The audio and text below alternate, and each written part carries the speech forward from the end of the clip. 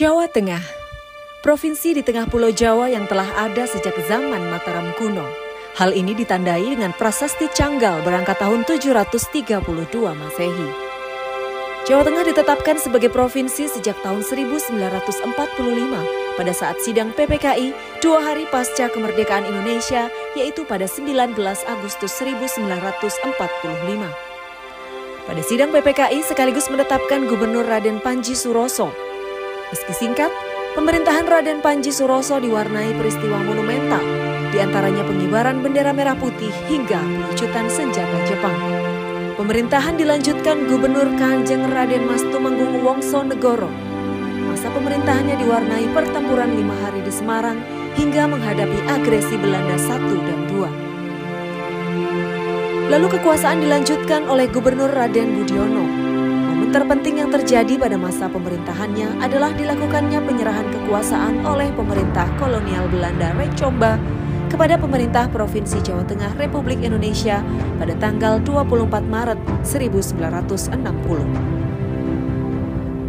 Selanjutnya kepemimpinan Raden Mas Tumenggung Pangeran Mangunegoro. Pada masa ini diwarnai musibah terbakarnya Gedung Papat pada November 1954. Namun Gubernur Mangunegoro juga berhasil menyelenggarakan Pekan Raya Nasional di Tegalwareng yang sekarang bernama Taman Budaya Raden Saleh. Pasca kepemimpinan Gubernur Mangunegoro dilanjutkan R. Soekardjo Mangunkusumo. Pada masa ini, beliau menginisiasi kursus Dinas C di Semarang bagi tenaga muda yang berpendidikan minimal lulus SLTA yang menjadi embrio Akademi Pemerintahan Dalam Negeri atau APDN di Semarang. Gubernur R.M. Hadi Subeno. Pada masa ini terjadi situasi politik yang tidak kondusif. Kekuasaan terpecah menjadi 2 kubu, Partai Komunis Indonesia dan Partai Nasionalis. Selanjutnya masa kepemimpinan Gubernur Mochtar. Pada masa ini, banyak dibangun waduk dan saluran-saluran irigasi untuk dapat menciptakan swasembada beras dan meningkatkan produksi pertanian lainnya. Dan untuk menggairahkan perekonomian, Gubernur Mochtar juga membangun pelabuhan samudera atau Ocean Harbor di Semarang. Haji Munadi. Di masa ini muncul upaya-upaya bangkit dari krisis sosial dan ekonomi melalui modernisasi desa, program Panca Usaha Tani, pembentukan Badan Kredit Kecamatan atau BKK di seluruh Jawa Tengah, serta pengembangan Badan Usaha Unit Desa atau Koperasi Unit Desa.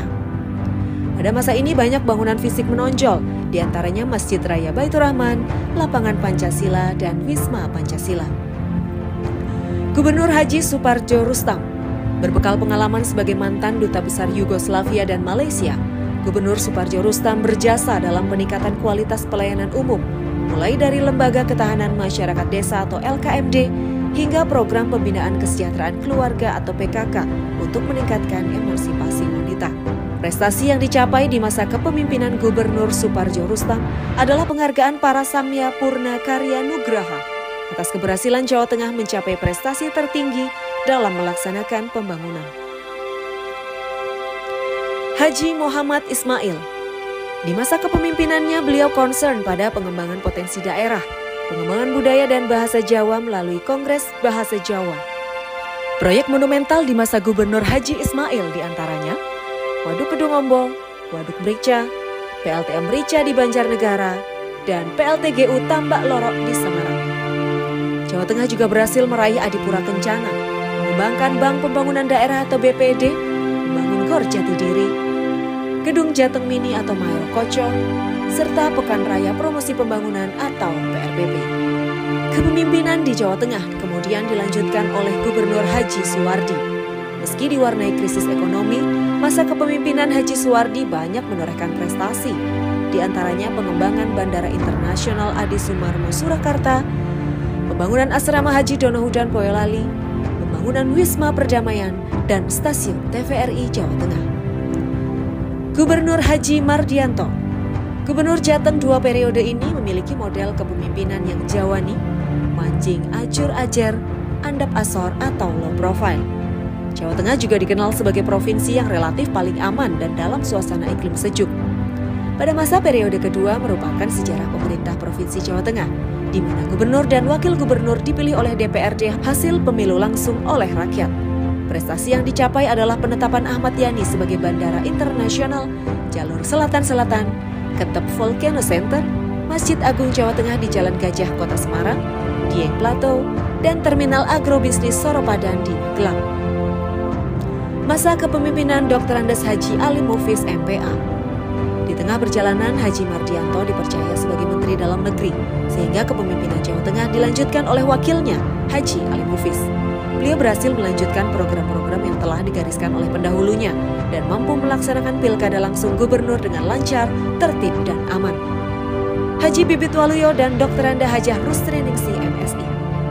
Terkenal dengan slogan Balin Desa Bangun Desa, Bibit Rustri memprioritaskan pembangunan Jawa Tengah pada desa, mulai pengembangan pertanian, peternakan, perkebunan, serta infrastruktur bagi desa. Di masa ini juga dimulai proyek pembangunan tol Semarang-Solo.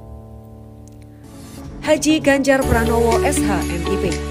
Ganjar Pranowo juga memimpin Jawa Tengah 2 periode.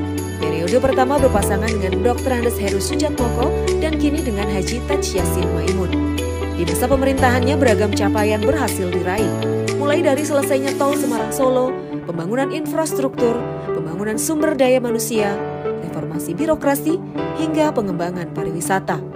Sebut saja pembangunan SMKN Jawa Tengah, SMK Semi Boarding, pengembangan kawasan strategis pariwisata nasional Borobudur, Karimun Jawa, Dieng, dan Sangiran. Selain itu, pembangunan BRT Transjateng 6 koridor, insentif bagi guru agama, pembangunan kawasan industri, hingga membangun kedekatan dengan masyarakat yang direpresentasikan dalam slogan Jateng Gaya. Kini Jawa Tengah telah berusia 78 tahun. Saatnya terus mengembangkan kerjasama, kolaborasi, dan kerja keras untuk menjadi semakin maju dan terdepan.